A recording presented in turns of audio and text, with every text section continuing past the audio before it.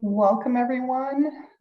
Welcome to the Violence Free Colorado Facts and Snacks webinar for August. We are going to enable some Spanish translation, and we'll do that shortly in just a moment. And if you are in need of ASL interpretation, please identify yourself in the chat, either to everyone or just to the panelists and hosts, and we will make sure that you can pin the interpreter.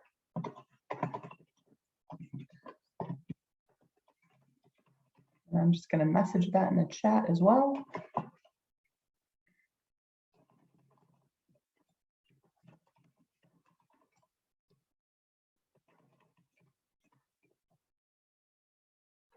Okay.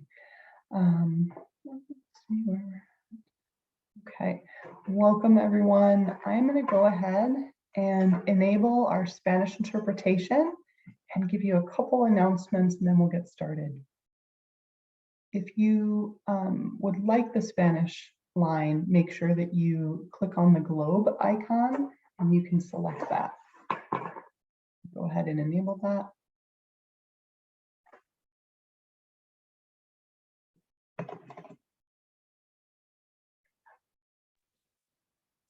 Randy, I didn't see the pop-up for me for the interpreter.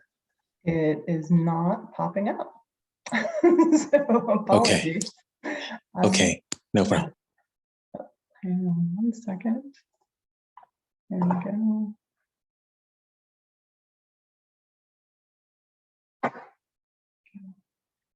Okay, I'd like to test that out and make sure that the Spanish interpretation is working. If one of you could let me know.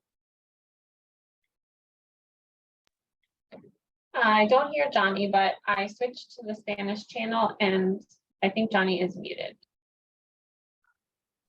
Yeah, it's working. Wonderful, thank you. Well, welcome everyone. Thank you for bearing with us as we continue to work on accessibility in our Facts and Snacks webinars. This month we have a couple folks from the 10 to 10 hotline, or I'm sorry, 10 to 10 helpline, and they are going to present on a community-based transformative justice innovation, which is their helpline, and they're going to share some information with us and answer your questions. Just want to make sure you all know that this is being recorded. We do have ASL interpretation as well as Spanish interpretation available. If you need assistance with either of those, feel free to let us know in the chat, either messaging to everyone or just to the panelists and hosts. And please type any questions you have in the chat, and we'll be sure to make sure we read those questions aloud before they're answered. We will go ahead and get started, and I would like to introduce both Michelle Harris, who's the program manager for the 10 to 10 helpline at Growing a New Heart, and Dee Lightman, who's the communications and media coordinator and also a responder for the 10 to 10 helpline. Welcome, Dee and Michelle. Thank you so much for being here. Thank you. We're so excited to be here with you all today. We're excited to present on the helpline to you all.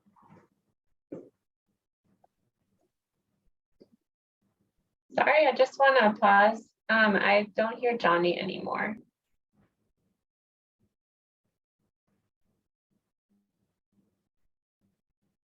Johnny, are you able to hear us?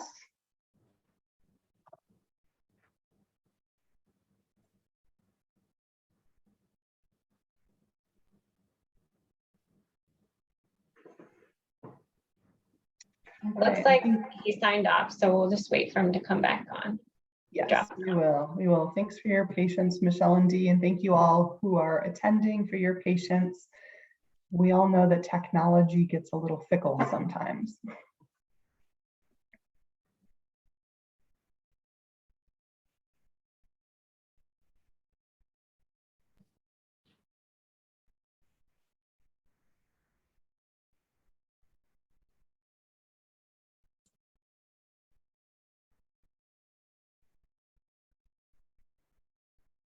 And just a reminder, if you'd like to introduce yourselves in the chat, name, pronouns if you're comfortable sharing, as well as your organization, feel free to do that and let folks know, and select everyone from the drop-down menu if you'd like to share that with everyone. And I just got a message that the chat is disabled. Well, Zoom is being a little pill today. Apologies. We're going to try all of the things today. So thank you for that helpful tidbit.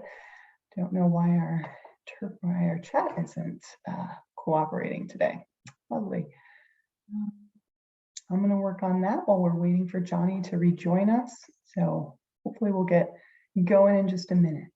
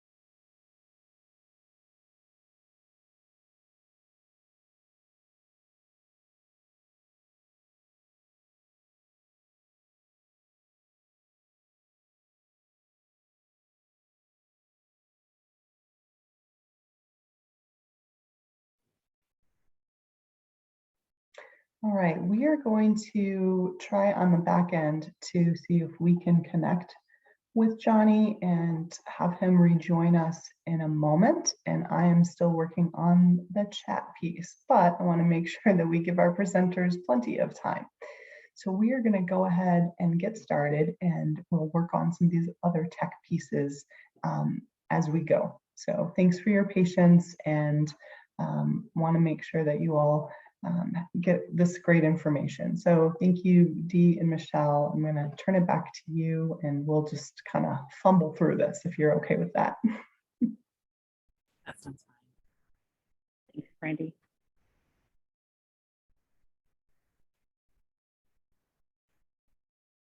Thank you again for that introduction. My name is Michelle Harris. I am the 1010 Helpline Program Manager. My background previous working with people who are using abuse in their intimate relationships was working primarily in domestic violence services and police interventions, and then transitioned over to this community-based transformative justice helpline that launched last year. And I'm excited to be here with you all, and I'll let Dee introduce themselves. My name is Dee Whiteman. I am the Communications and Media Coordinator with the 1010 Helpline, and I'm also a responder on the helpline. And like Michelle, I have a background working in domestic violence survivor support and advocacy before starting to work with the helpline. And we're so excited to be here with you all today. As you can see, this is our flyer for the 10 to 10 Helpline program. It is 10 a.m. to 10 p.m. Eastern Standard Time, 8 a.m. to 8 p.m. Mountain Time. It primarily is focused on working with people who are abusive and using harm in their intimate partner relationships. We are an intervening system and not a cure. We're another option that's available for folks to call if they feel inclined to work on themselves in terms of becoming safe, reliably safe in their family unit and in their communities. Family and friends, professionals, and survivors also do call the line in order to get an understanding of what it is like to live with, work with, or be in a community with somebody who is harming their partner, and how they can keep themselves safe during those times as well. At the end of this presentation, we will have time for your questions. So we look forward to hearing them at the end. Michelle and Dee, I'm sorry to interrupt. Michelle and Dee, Trisha, the ASL interpreter is having a little bit of trouble hearing because the audio is a little choppy. I also am hearing it a little bit choppy. I'm not sure if you all can have any volume that you can maybe increase on your end, or if there's any other options to try to work with that. Yes, let me take my headphones off. I think that's probably the issue. So give me a minute, okay? Thank you.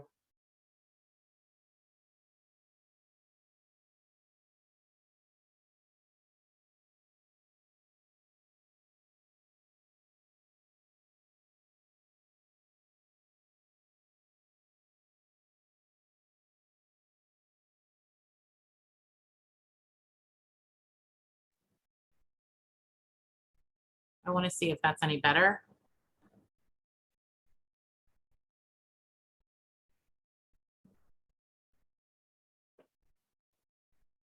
Trisha, does that sound a little better? Okay, sounds like that there's definitely an improvement. Thank you, Michelle. Okay. Are we good to proceed? Yes. Okay, great. So we're going to talk a little bit about before the helpline was launched.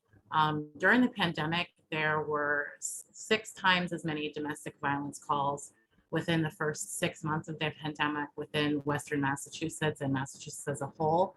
And so the idea for the helpline really was created and conceived by a group of folks who work in, as you'll see later, who work in transformative justice and domestic violence services, because they saw that the need was not being met specifically during the pandemic.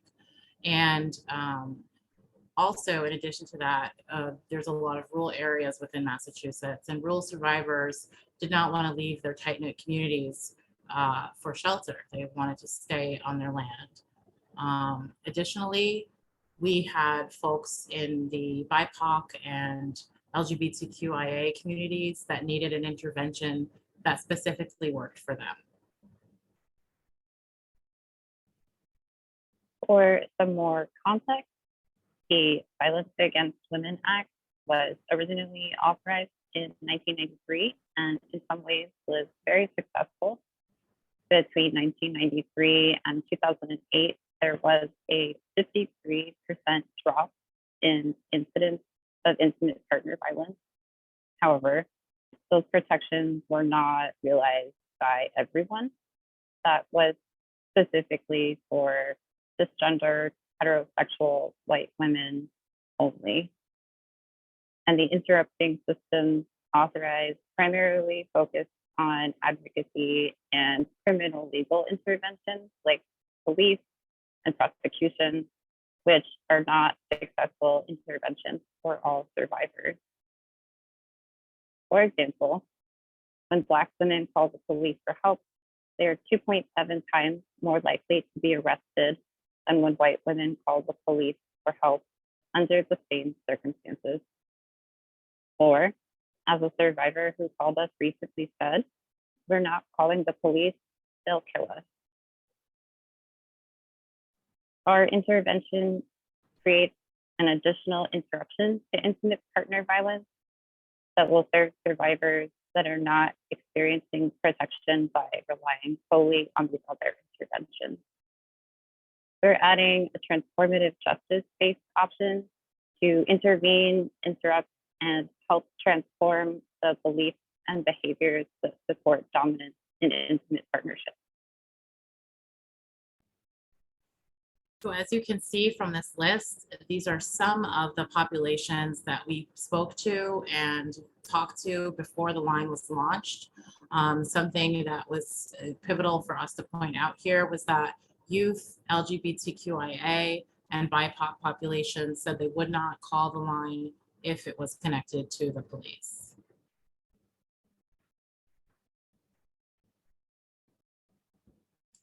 Here you'll see our advisory board. This group of people consists of folks who are immersed deeply in transformative justice. They're also from a mix of backgrounds. Some have solely domestic violence based careers. Some are community members that work in churches and work with folks who are experiencing DV within their community. We also have folks who were former police officers and also work for the DA's office. There is a party on here who is an abolitionist who would abolish the police. And also there are folks here who have long-term careers in intimate partner abuse education programs, or what you would call in some states, batterers intervention programs. So this is the group of people who you saw previously who spoke to these populations around forming the helpline and assessing whether it would be a good intervention for Massachusetts. And it was launched last year in April of 2021.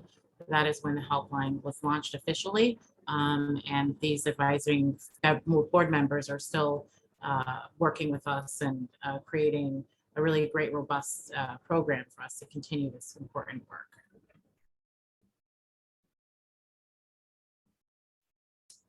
Next, we're going to talk a little bit about how the helpline works.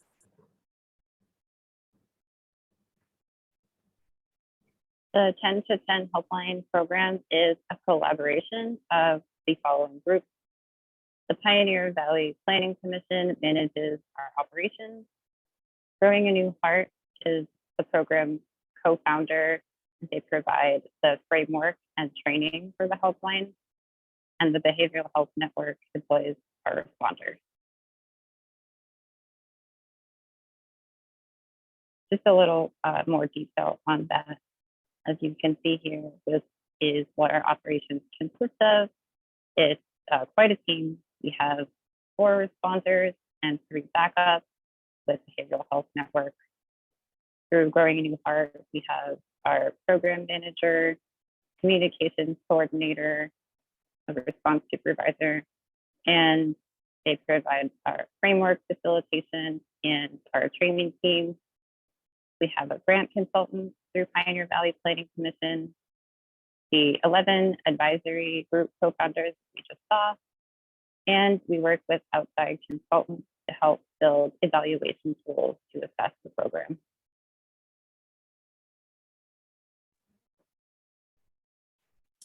The training team, which makes up the group of folks who are at Growing a New Heart, are seen here. They all are working out of, like I said, Growing a New Heart, and they train the responders and others nationally and within the state on this compassionate, accountable conversations and framework training that we use on the helpline. And we'll talk a little bit about that next.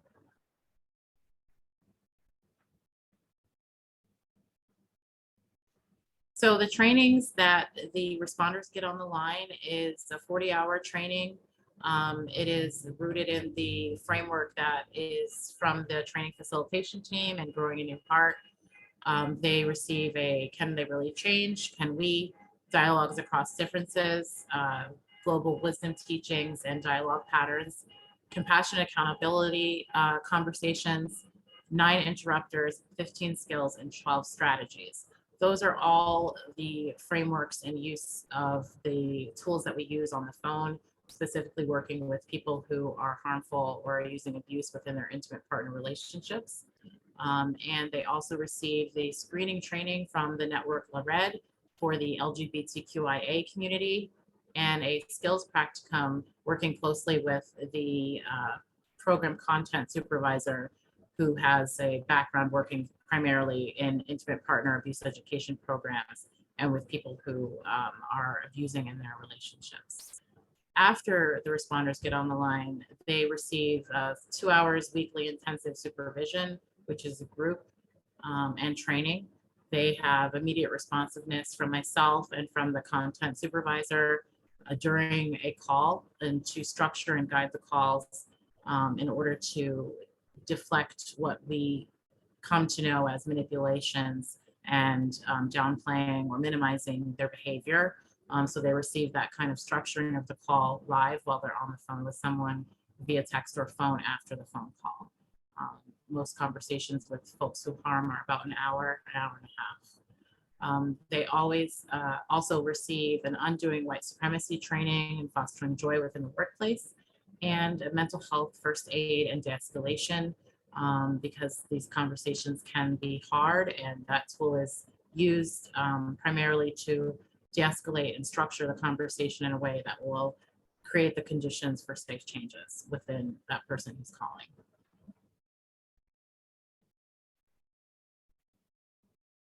So we're going to talk about goals.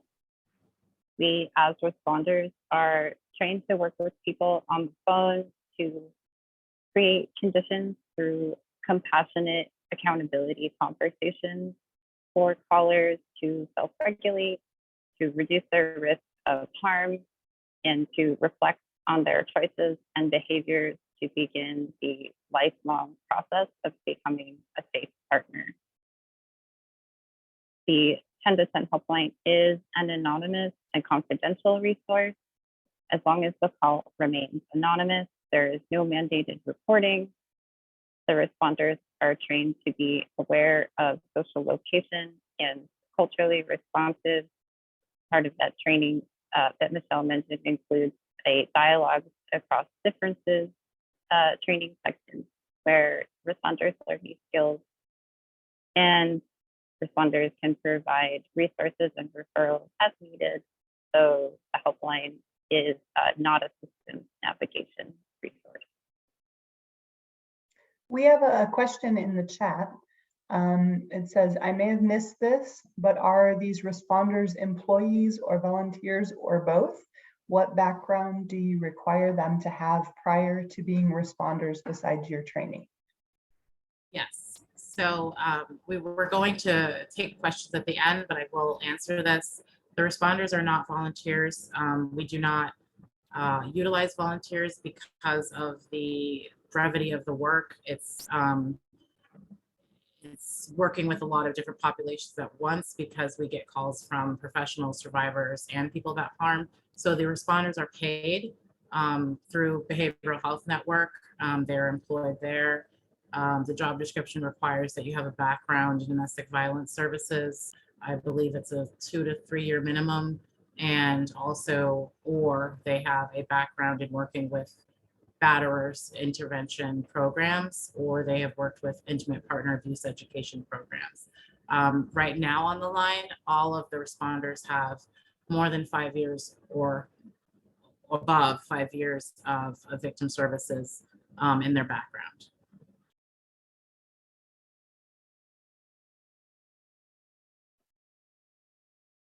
Great question. So as a responder, we stick to these key principles in our work.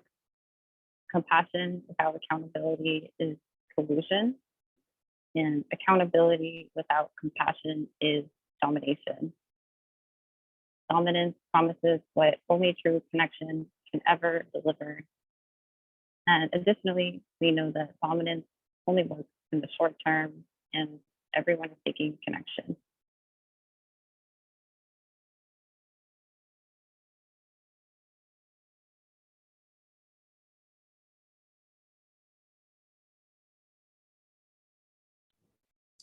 So we're going to talk a little bit about why people are abusive.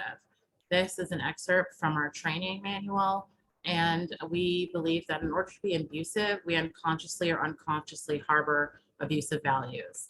This is not the full list. The full list can be found in our training, which is available through technical assistance, or as we end, we can discuss that in terms of presentations beyond what we're doing today.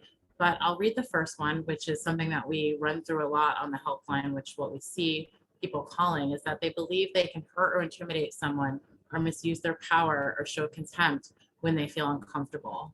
And our goal on the line in a compassionate, accountable way is to move them towards values of equity, respect, and safety for within their family unit.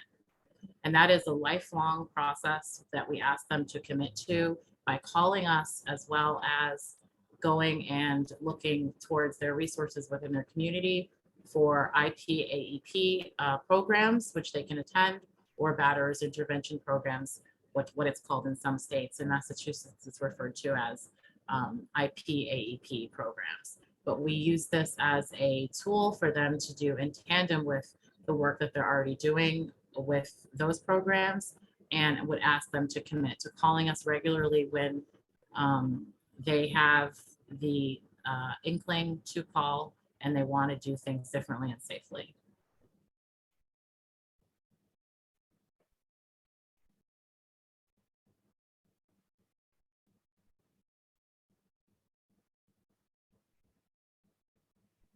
This is where the caller is moving to, is the values of equity and respect. That when they feel emotionally uncomfortable, they will manage their own discomfort and remain safe and respectful towards their partner, towards their family unit, and within their community.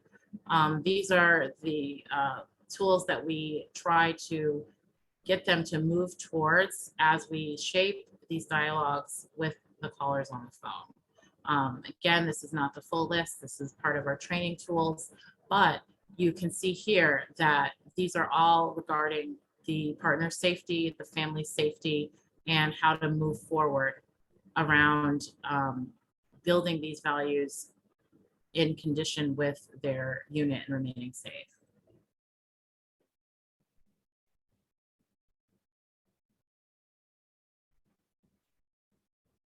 Next, we're going to watch a short video. Please do be advised that it can be upsetting or triggering, and please feel free to leave the room or do whatever you need to do to take care of yourself. We are showing it so that you all can get a sense of what the responder is actually doing on the line. This video was actually based on a real call. Also, a quick access note. The video is going to be played at a slightly slowed down speed for ease of interpretation and with auto-generated English captions that have a few errors but are mostly accurate. I also heard that the video might disrupt the Spanish interpretation on Zoom, so our apologies for that.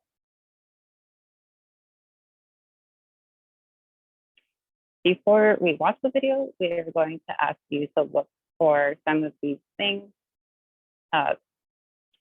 what the caller's motivation was for calling today, how they can keep in mind safety after the call in the relationship, what their priorities are, taking the perspective of their partner, imagining doing it differently, things like that. And after the video, we are going to talk a bit about what you noticed.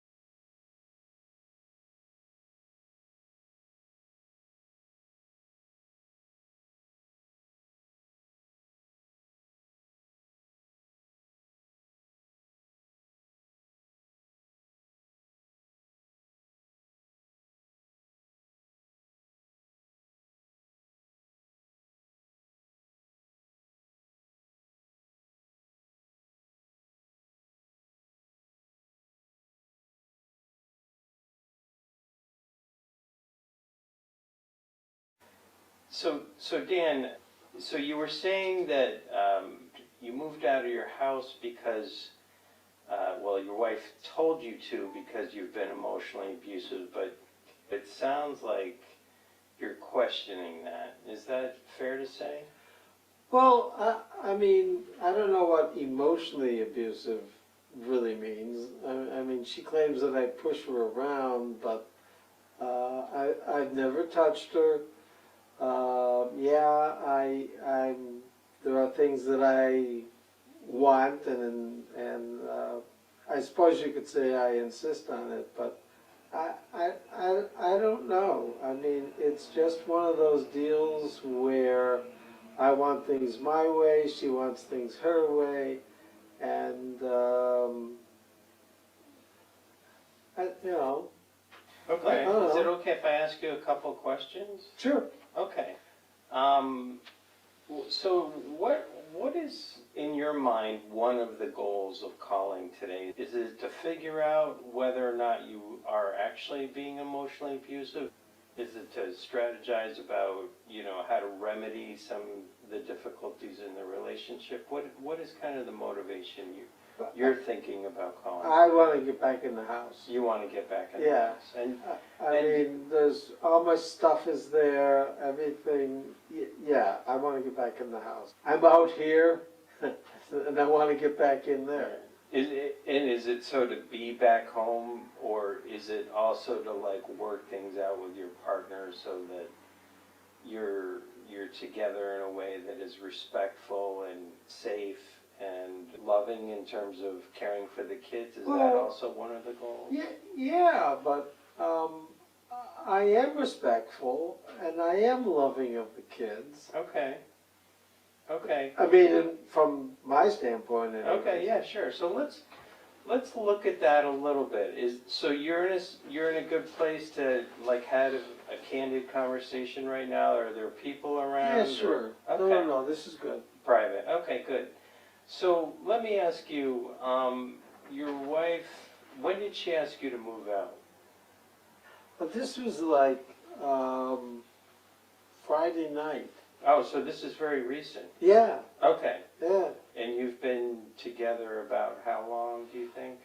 Close to 15 years now. Okay, a long time. A long Yeah. time. Yeah. And you said that your wife says that you push her around, but you saying you've never touched her. What do you think she means by that?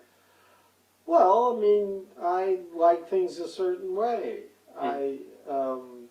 Yeah, I mean, what she considers to be pushed around is just being told what to do. Oh, And, okay. you know, Okay. I mean, So in an emotional sense, I she's- guess, yeah. Okay. All right. And so can you kind of paint a picture for me of what it looks like, do you think, from her point of view when she says you're pushing her around in an emotional sense? You kept saying a couple times that you like to have things in a certain way. And what's an example of that? And what does that look like? Well, I mean, part of it has to do with the kids. I mean, I think that they should be out of the way and in bed by, you know, the younger one should be in bed by 7:30. The older one should be in bed by 8:30. Okay. And she's not on board with that, and I don't get it. Okay. So she has a different opinion about that. Well, I mean, somebody has to be in charge. Okay, so when you're having that conversation with your wife, what is your tone like with her, or your body language, or your facial Well, expressions? it's sort of like what it is right now. Oh, because right now you sound really calm. Well, I think I'm being calm. Okay, I just don't ever back down. okay. I mean, yeah. You don't back down. How has she described you not backing down? How would she describe me? Yeah. Never thought of that. Like if we took a second from her point of view, what is her experience of you like when you're not backing down and you're insisting on certain things? Huh. Well, I mean,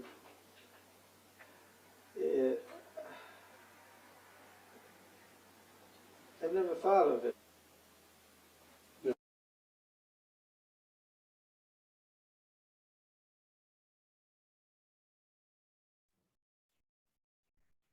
Okay, I'm gonna put that slide back up so that you can see the list again. And Michelle, if you could check the chat. We want to encourage you to feel free to unmute or to put things in the chat. Let us know what you noticed in the video so that we can talk about it a bit.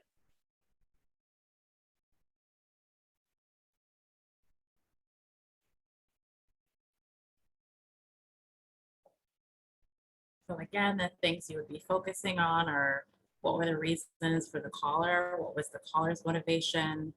Did you see any of the responder easing or teasing out more of, if you teasing out more of safety and equity and respect. So what did you see from that excerpt of a call?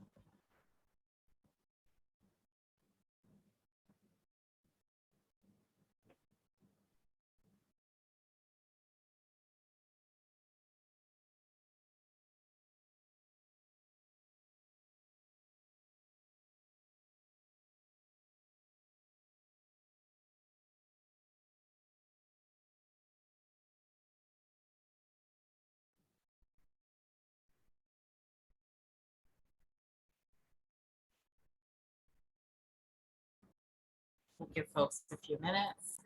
I can say that one of the things that was left out from the party that was calling initially was safety.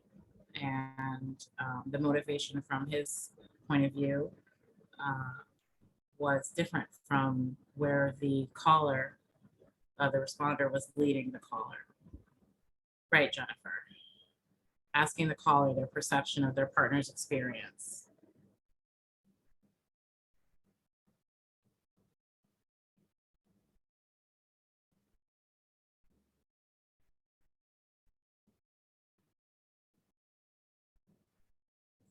Anything else anybody noticed? Any reactions that folks are having, also welcome.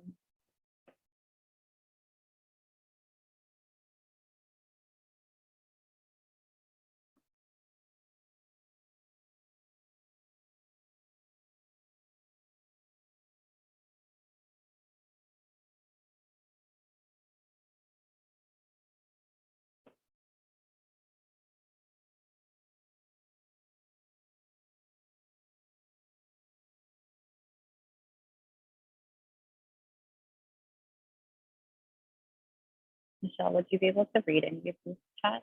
Yes, similar to Jennifer's comment, Jasmine, you're correct. The line does hold accountable and compassion together with holding empathy. We know that dominance on the line would not retain a caller. And so while we respect them on the line, something that we uphold is making them aware and accountable that they are in charge of their safety and their own awareness around what is safe in their partner. And so noticing things exactly like the caller's body language, the communication style is key during these phone calls. Like I said earlier, these phone calls tend to be about an hour and a half. And what you saw was a 6-minute recording of a longer video, training video that we use for the staff and for the public. Should you choose to do a presentation, you would probably see a longer excerpt around what skills and strategies we use and tools that we use within our framework to structure the phone calls to make them self-aware that they are being unsafe and ways they can move towards being reliably safe within their family unit. So that's right on point, Jasmine. Helping the caller identify their motivation for calling is just one of the skills that responders use, but it's a really big and important one because it's a huge ask to, unlearn these abusive values and to undergo this lifelong process of change. Identifying the motivation to do that can help folks to commit to changing their behavior, making safer choices.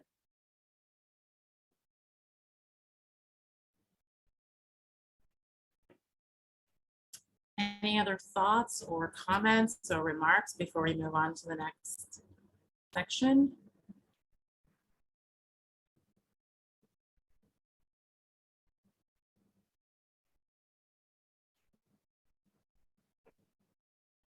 Well, I think it's good to move on. I want to thank you for all your input that you wrote in the chat. This is really great to see you all engaging.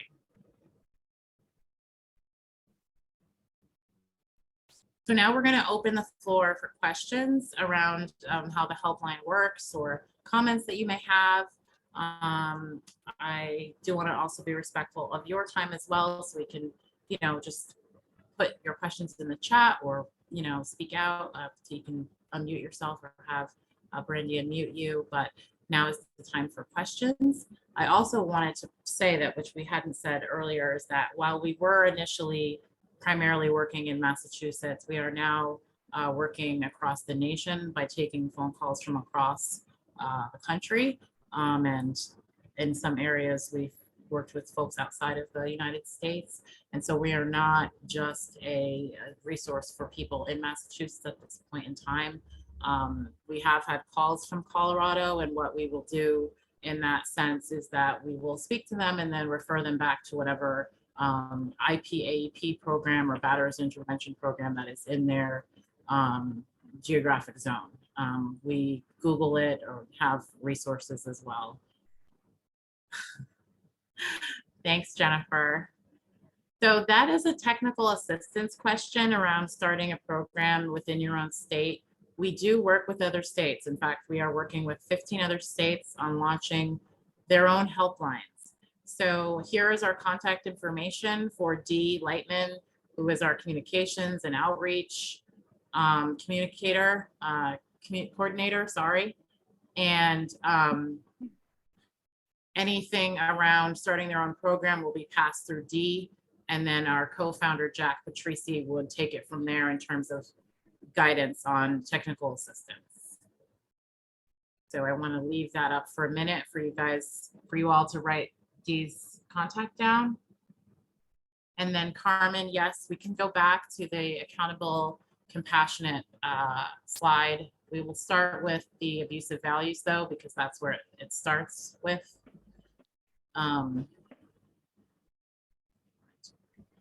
Give you a few more minutes for that. Great. Thank you, Brandy. Should I go back to that slide? Would that be helpful? Go back to that, yeah. Okay. Go back to the abusive values slide. So we talked about earlier a little bit about the framework that we use is that people, everyone, including myself and the responders and the staff, are somewhere in relation to using abusive values. Now, whether it becomes an unsafe situation is a different question. When we work with people who are abusing, they are using it for abuse, dominance, superior, and to control. So this is not a full list of the abusive values. I apologize, I have music playing outside of my complex, which is really loud. So this is not a full view of the abusive values. This is part of our training tool that the responders take, but we're moving the callers toward a values of equity and respect, which is what the slide is that you'll see coming up next. This again is not the full list of the values of equity and respect. However, this is where the callers are moved through the continuous calling, through the humility, the vulnerability, the transparency and honesty. We ask for rigorous honesty around the harm that they've done so that they specifically name it. And then we will work with them through that process of change, which is lifelong. And we let them know that it's a commitment that they will have to make within their community. So they're not just doing this with us, they're doing it, like we said, in tandem with batterers intervention. We also have facets for people to, also seek other services. Like if they need other environmental supports, such as therapy or substance abuse, those are separate issues than abusive values and behaviors. And so we ask that they take those resources and also use ours in tandem with whatever they are doing. So this is the list that I think Carmen asked to see around the values of equity and respect. Again, this is part of the 40-hour trainings that we have for the responders prior to them getting on the line. Since launch, we have had roughly 360 calls, half of which are from people who have self-identified themselves as harmful or abusive in their relationships. There's a lesser percentage that are survivors that are calling, and other callers encompass professionals, clinicians, community members, and people who have questions around living with, working with, or communicating with people who are harmful. And so we really we want to have a broad reach to everyone as a community tool based on these frameworks that we utilize at Growing a New Heart. I've had a number of calls recently of folks out of state just asking if they can refer someone to this line because we are based in Massachusetts. And yes, we can. You can refer folks in Colorado to our line. We will talk to anyone who calls us. And additionally, with the abusive values and values of equity and respect, these are part of the Growing a New Heart training Michelle mentioned that the responders receive before entering calls, but there are also trainings that are available to non-responders. If anyone is interested in taking any of these trainings, highly recommend them. They're really amazing. And that's where these resources come from. You get a lot more in-depth information about abusive values and values of equity and respect and how they run through our culture and society and how we learn them from an early age, how they manifest, what they look like, etc. I want to answer the question around how many responders we have answering the phone. I believe we touched on this earlier. There are 4 responders, one of which is myself, so I answer the phone during the day, Monday through Friday, and then the responders answer the phone at night. And some of our co-founders as well still tag team on calls if it's needed in support. So we're all kind of working together with that in terms of scheduling, but in terms of the employment, the responders, there are 4, and they are employed to rotate their shifts. So they're on a week out of the month on call, and then it rotates to another responder. But if they call during the day, I'm primarily the one who covers 10 to 4 during the day, Monday through Friday, and the responders cover the rest. Thank you, Brandy, for putting up our number and our time. I know that your time is different, so it would be 8 a.m.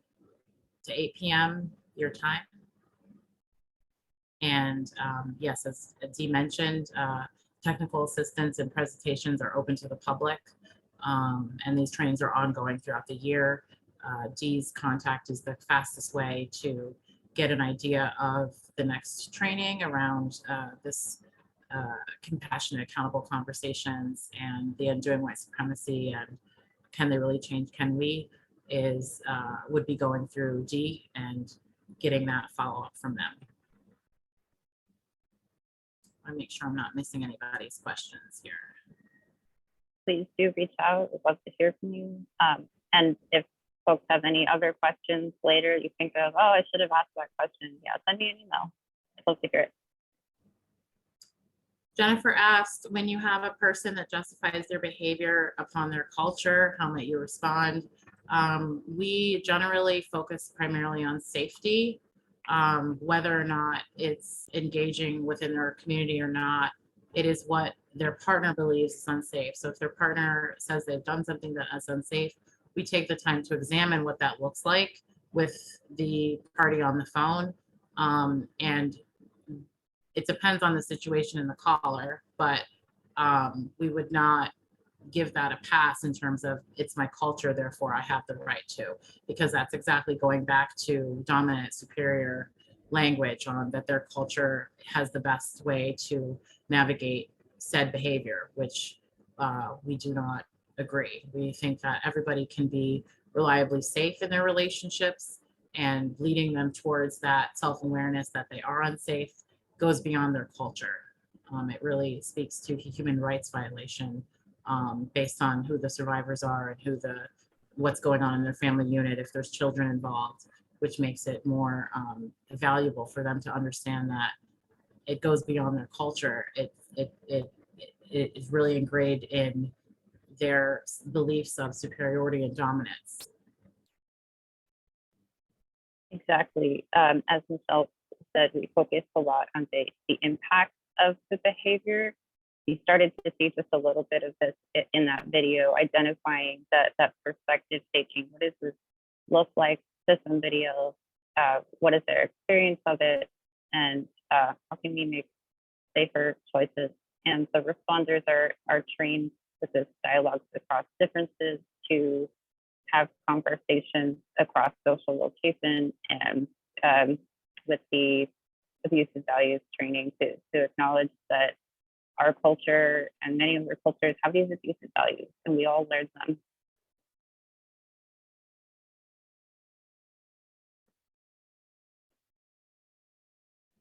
These are really great questions. So please feel free, if you have more, put more in the chat. I think we don't want to run too much into your time. We could take a few more minutes for questions. But then I do obviously want to leave time for Brandy to do what she needs to do for the wrap up as well. So any more questions? Yes, the trainings are virtual. All of them. All of them are. I will say this, the responders work from home. Like myself, I work from home. And so the 40 hours when I started a year ago was all done from home. Our co-founder, Jack Tracy, is actually leading a compassionate accountability conversation training right now, or else she would be here with us. Yes, she was sorry that she couldn't stay and step in for this training, but we were really happy to be able to sit with you all today. In terms of success, we're basing our success on the tools of measurement that we use, which is like repeat callers, callers who are acknowledging that they never thought of things before, repeat, like I said, callers who we do have, that makes the majority of our callers who are harmful, that they will repeat calling and that they have made a commitment to calling when they are upset. Before they even broach a conversation with their partner, we have made agreements with them over the phone that they'll call us before having a conversation to do it safely. And so that, along with our outside evaluation tools and evaluators that are evaluating our measurements, it is leading towards having folks realize that with holding you accountable, you can still move towards being reliably safe. Does that mean that the survivor will stay in the family unit? No. Does that mean they won't go to shelter? Absolutely not. We believe that whatever the survivor needs to do for their safety, they will do. My background previous to this, like I said, was 9 years working in shelter. And, you know, there was a mix. There was a lot of mix of people who would go back to their abusive partner or stay in shelter.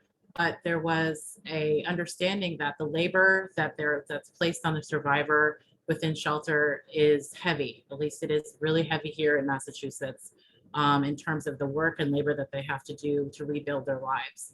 And so a lot of them would return to their survivors or to their spouses that were abusive, or they would leave the shelter and we wouldn't know what happened. And one thing that was echoed a lot is that there was no intervention besides a court mandated program such as batterers intervention program that costs money. These callers are not presenting in the same defensiveness as they are when going to a court mandated program, because they're self-motivated to call. Nobody is forcing them to call because the line is anonymous and confidential. Folks who are identifying themselves are harmful are doing so immediately on the line. Like I'm just remembering my first call, which was somebody who said, you know, he knew he was abusive and wanted to change. And that's where we want to meet them, where they are already acknowledging that they've done something wrong. We ask them to name it, and we ask them to continuously work with us and within their community to remain and become safe. Now, does that mean that the stream of them minimizing, denying, and blaming and shaming their survivor spouse or family unit is going to stop immediately? Absolutely not, because change is a process and it's going to go back and forth. But as long as there is an intervention there that can say, hey, we want to interrupt that even before it starts or after it has happened, we want to be there, because we know that the interrupters and the intervening systems that involve the police are already there. And so this piece of interrupting is to get away from the dominance around a policing system. And, you know, if they violate our privacy policy, which we have facets to set up to call the police. And the folks know that. That's on our website. That's being rebuilt right now as we transition over into a new system. But it's something that we know that it's a lifelong process, and we communicate with the callers regularly, at least the ones that have committed to calling regularly, that, you know, we encourage them to call regularly so that they continue the dialogue of holding compassionate accountability and equity, safety, and respect within their community, within their family unit, primarily first and foremost, but then also within their community as well.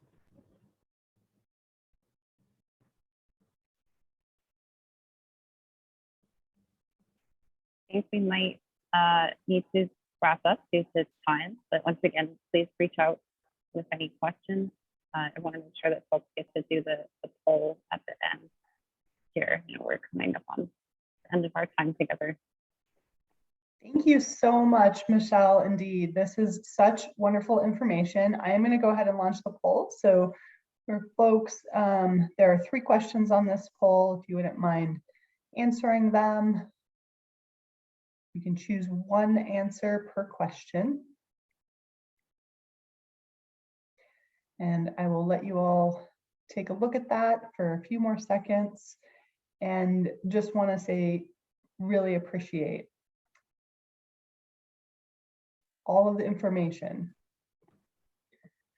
We are so glad to have been here today with you all, sharing about the 1010 Helpline, and excited to see, what it builds out of Colorado, because I think it's really important to have these interventions along with the interventions and supports that already exist for survivors. Because really, for me, as a survivor myself, this line is for other survivors who didn't have, that had too much of the weight on them. And I see that very clearly, that the weight is on them. And now the weight is on the person who it should be on, which is the person who is harmful or the abuser. I will say that these conversations are uncomfortable, they're hard, but with the team that we're building, we have, in the framework that we use, we have a really good, we've had a really good first year on just talking to folks around being safe in their relationships. Thank you so much again. And I just want to put out there that if programs of folks in the audience are interested and are really wanting more information, wanting more help from Violence Free Colorado to support around bringing out 10 to 10 virtually for a training, please let us know. Connect with us here at Violence Free Colorado, and we can try to see what we can do on our end to help facilitate that.